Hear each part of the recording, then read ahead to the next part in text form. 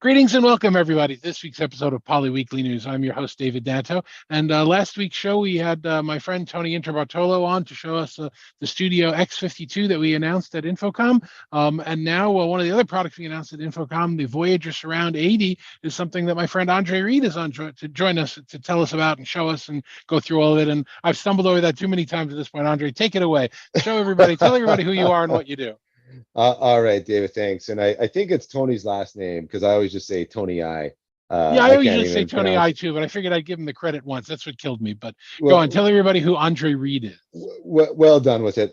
Thank you, and thanks for having me. So, my name is Andre Reid, and I manage product management team for our headset business at HP Poly. So, thank you again for having me. Love coming on your show, and thanks for all the viewers. I actually get reached out by people because you always make me share my email address at the end. People really do contact me based on your videos. So, well done, David, and thank you again for having me. And I contact you when I'm in a panic on an airplane. So that's something we can talk about at some point in the future. That when I was using my Voyager 360s when they flew off, and you helped talk me down from the heights of 30,000 feet. So I appreciate that. But what's on your head now? Great question. Thanks. And this is one of, as you mentioned, the announcements we just made at Infocom. This is the latest entry into our portfolio, coming in around the top end and replacing what was the Voyager 8200. This is the Surround 80, and I do have one in the case, and maybe we'll do a little mini out of boxing for your viewers. But this is the latest coming out. I'll go through some of the coolness and the fun things about it. But we really looked at, as we looked at the buyers of the 8200, what they loved about it, and we looked at the people that didn't buy or the buyers and what they didn't love about it, and how do we improve upon it. And so that's really the genesis of this. That's really where we went, and we really built on the strong heritage that we have as our Plantronics poly heritage. And it's really interesting. I'm using our Voyager Focus 2 right now, and I've got this microphone right next to my mouth, and it's picking me up really well. That's why I do use it for these webcasts. One, of course, obviously you want to show the products on the home team, but the other reason is I like using when a microphone's really close to my house and in my mouth, and you have no boom. You have no microphone wrapping around the fuzz, you know, noise that I get when the microphone hits my beard on your beard. What's that all about? Yep, I do need to trim the beard, and so when I don't trim the beard, I choose something boomless. Just joking. So right, we look at the overall headset industry, the user preference becoming more and more predominant in the buying for large enterprises and the purchases and selections. A lot of end users like to buy a headset that they use for both work and play, that they use at their desk for music and calling. And one of those form factors that also is really great to travel with is, a more over-the-ear form factor. You get a really strong, solid, passive noise cancellation.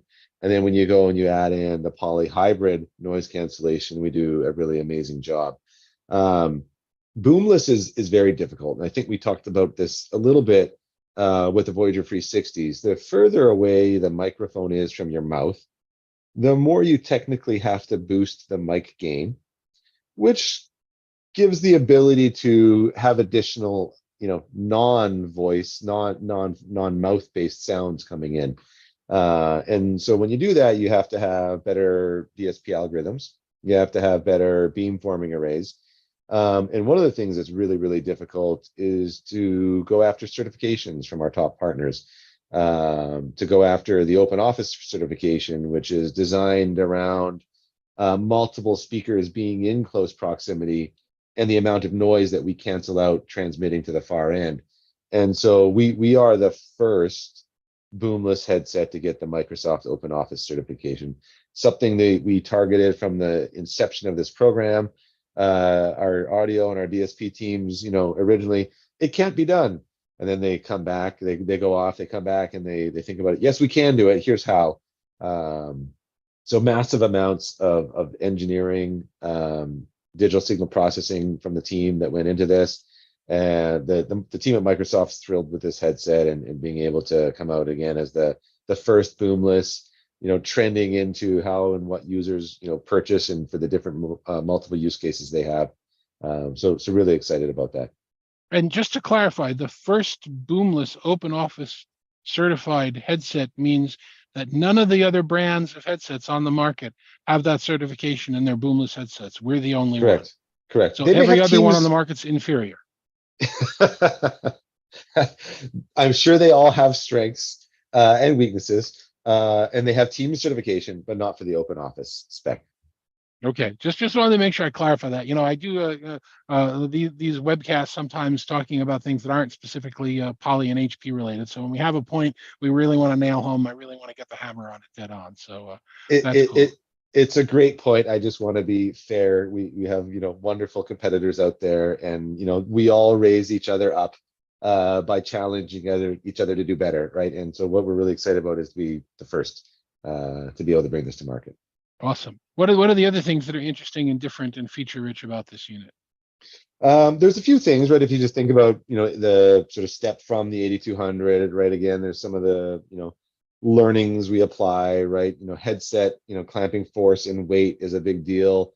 I'll hold up a unit shortly. You can see we've actually built in like a carbon fiber band, trying to get it as lightweight as possible, which is, an all-day wearability focus for us. We do numerous duration of wear tests with multiple end users. Our ID and our human factors team is really great about that. So really, again, focused on that all-day wear and comfort. Other things we've done is we've deepened the ear cups. Some of the 8200 was a little bit narrow and tight. You could actually feel sometimes against your ear. We put actually instead of the very complex set of buttons that we had on the 8200, we actually moved over to a touch-based design for control. We've eliminated some controls, right? We focused a little bit more on the simplicity of it. What are the top use cases that end users want to use and we're using for it? Whether we're doing mute, unmute, moving calls, moving music songs forward or back, raising volume, etc. So really focus on that functionality off of a single ear cup with touch capability. Awesome. So show it to us. Hand it. All right, very pick it good. up and. So Remember what I I learned in my TV production class. You always have to hold it like next to your face. You don't want to like hold it down in front of you or anything. all right. I mean, and it is on my lap, and one of the things, and I think, and I really applaud HP for their focus on sustainability. And there are a few little things. We're not fully there yet, right? But there are a few little things, and I'll just reach down and actually grab the package. As we look at the way we're doing packaging now, we're trying to get rid of all plastics, right? So instead of wrapping our headsets in plastics now, so what you'll see is this nice paper here that's a protector. Little things that I love. It actually has. Let's see if that'll show up on the camera. It actually has our little Poly logo on there. So really trying to focus on the sustainability elements. Again, HP does a wonderful job, and we're learning a lot from a Poly perspective on there. So I appreciate everything that they're doing, helping us. That's what the box looks like that it comes in. It's a reasonable size box for the size of the headset, right? It's not too big, kind of what you would expect. Again, we continue to focus on recyclability and made with recycled materials. And then also we did the same with the carry case. So this is actually made with recycled materials. We try and be smart and clever, and see if I can find my cell phone with little things that we do, right? If we are thinking about end users at desks, airplanes, etc., can we actually be clever about setting the phone at a place where it can be held in the case? I'll put that case down because that's not the one with the headset. And then I do have, and I apologize, I have opened this once before, so it's not a true out of box thing for the first time. But this is what you'll get when you open the box. You have the headset nicely fit in there. You have a nice little zipper pouch with different cables. We are trying to focus more and more on USB-C as a standard going forward. So we actually are putting in a little USB-C to A adapter with the USB-C dongle, and looks like I'm actually using it in my laptop, so I can't show you that. And then let me pull up the headset and show you what we're talking about here. So I did mention, and I'll hold it up, and I'll hold it up close to the display. That one's got a label. See if we can get some of the carbon fiber aesthetic there, right? So the bands that run that are carbon fiber into here, that's what extend for different sizing. When we focus on comfort and we do a lot of human factors work, one of the things that we find with a lot of headsets where the attach point is higher up or closer to your head is you actually lose the ability to pivot and get a sort of flat ear cup pressure. And so the way we have this articulating movement here is giving us a ton of comfort. So one of the things the team really focused on was that articulation. And so different widths of head will always have the ability to have those ear cups be flat. Right. So those are some of the things that I really love what the team did. I think I mentioned before, I came into headsets a little bit a year and a half ago, and I was talking about pressure, clamping pressure, and comfort, and that. And one of the things that we actually put in some of our documentation is, well, if it's not comfortable, you can just bend it out a little bit. You're not going to break it, right? And the same thing is if you need to bring it back together. So that's a little tip for anyone out there that thinks their headset's falling off too easily or too much pressure on their head. They can actually adjust it just by bending that band a little bit. So I mentioned also that, let me get the right side here. So we do have capacitive based touch, right? So you do volume up, volume down, song forward, song back. And then we did keep, one button that we would typically, set for mute. It is configurable to have a single button there. And then you'll have your on, off, and Bluetooth pairing. And then again, as we mentioned, we're really focusing on USB-C. So if you look at the front of these, you'll see this nice metal grill, and it picks up a lot of the same design language that we have in our Voyager 360 and some of our past products. The Focus 2 As You Wear has this really nice microphone array grill, right? And so a big part of our design aesthetic is let's make sure we show off what we do, right? And this is where we are able to add in and use some of the wind noise reduction algorithms. But really that's where we're picking up our mic array that does the beam forming down to people's voices. And we've put 10 microphones in this. And that was, again, right as we were having the conversation with our DSP team around how we get open office certification, right, as well, we're going to need more microphones. So it's kind of a funny little thing there, but we do have that many. And then as I mentioned, we were doing our hybrid ANC, which listens to the noise that we're canceling out from inside the ear cup and continuously adjusts and tunes. And something we have on our Focus 2, the Voyager 360 as well. And so it's really nice from an overall, noise cancellation experience. So correct me if I'm wrong. I'm making some guesses here, and I could easily be wrong. It happens all the time. I think you can control this with Poly Lens, correct? This connects to your Poly Lens on your phone. Poly Lens, right? All of our headsets, again, right, designed and built for enterprise usage, need to be enterprise manageable, enterprise upgradable, and then also giving, again, as we look at more and more end user utilization preference, we have to also create those Lens mobile apps, and so be supported in our Lens mobile applications as well. Terrific. What's the battery life on it? And I just pulled up the spec, 21 hours of talk time, which is significant, right? That's a multiple, day use. And then for music mode, and I'd have to pull up the data sheet, right? So for listening or music mode only, you get far more than that. More than that, yeah. Okay. Yeah. And it's interesting. You could probably, I don't know. Now I'm really going on the spot here. If you had both that and the Voyager 360, and you wanted to use the 360 as a Bluetooth transmitter, could you transmit to those headsets? I don't know. You'd have to figure out how to. We don't today, but it is interesting. The technology aspect is there, right?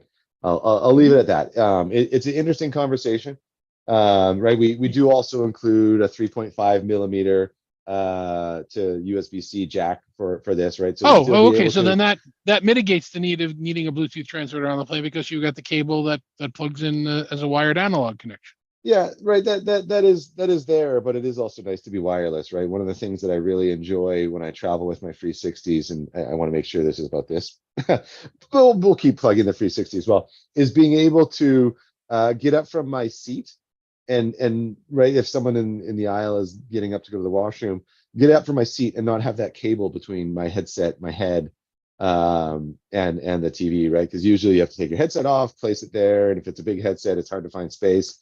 And so that's one of the things that I really enjoy, which is kind of a random little thing, but it's a small joys in life. No, I understand that. I get that. So this is going to be, I assume, the flagship for personal and office use for our headsets, and then we have the whole series that goes down, and then we talk about office headsets that are decked in some of the other features. But this is now going to take its place instead of the 8200 at the top of the line.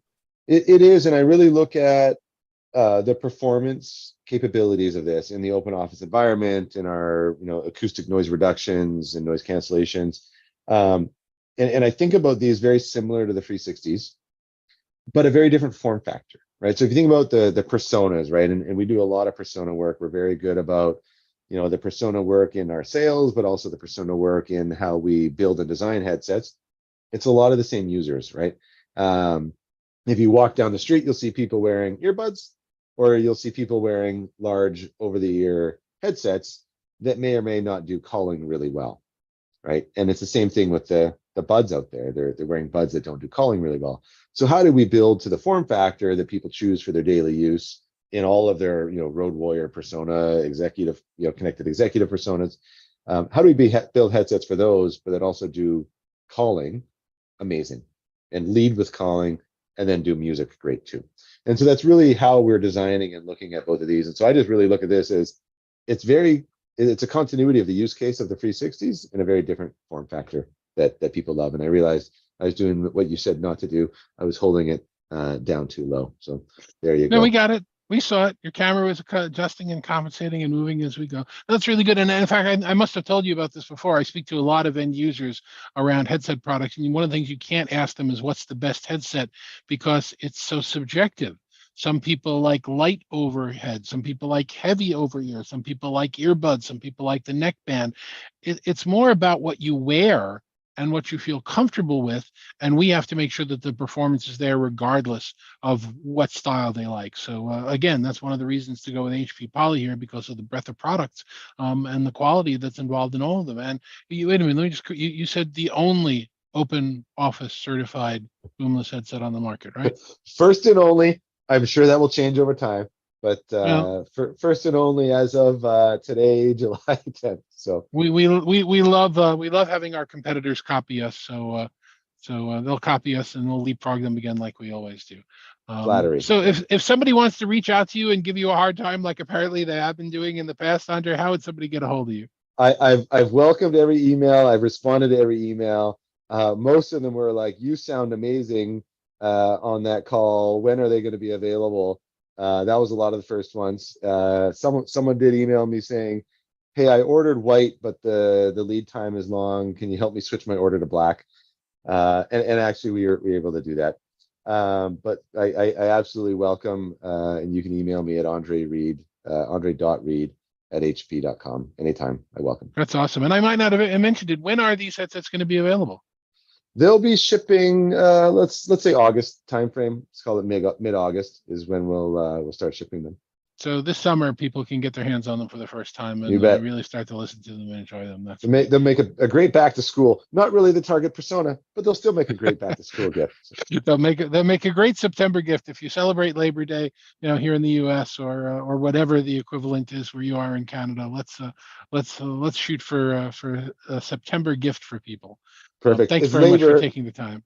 It's labor, but with a U, so it's just spelled differently. Same. Okay. Andre, thank you very much for joining me. I do appreciate it, and appreciate the time you spend with us all the time. And hopefully, when you get the next new product on, you'll come on and show us that one as well. I love it, and thank you again for having me, and thanks to all your viewers. On next week's show, I'm going to be joined by my good friend and industry analyst, Carolina Milanesi, and we'll be talking about technology and return to office and ESG and a lot of other cool things. So join us next week for that one. But until then, for all of my colleagues at HP and Poly, I'm David Danto. Thank you very much for taking the time to be with us. We always really do appreciate it. We'll see you next week.